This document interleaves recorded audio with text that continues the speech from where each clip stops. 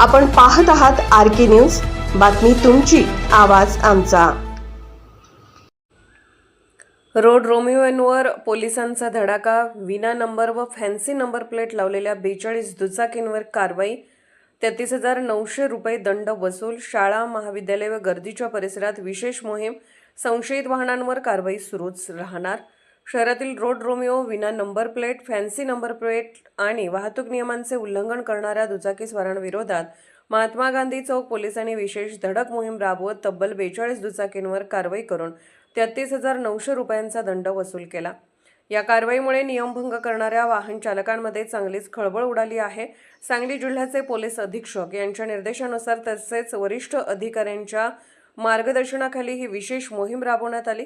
महात्मा गांधी चौक police ठाण्याच्या हद्दीतील Kupwad road, Chhatrapati Shivaji Maharaj road, railway station परिसर, आंबेडकर उद्यान तसेच शाळा महाविद्यालय व रुग्णालयाच्या परिसरात अचानक नाकाबंदी करून वाहनांची तपासणी करण्यात आली। तपासणी दरम्यान विना number plate, fancy number plate, triple seat प्रवास तसेच इतर वाहतूक नियमांचे उल्लंघन करणाऱ्या 42 दुचाकीस्वारांवर मोटार वाहन कायद्यान्वये कारवाई करण्यात आली। वाहनांची आणि चालकांची कागदपत्रे तपासून त्यांच्यावर नियमानुसार दंडात्मक कारवाई करण्यात आली।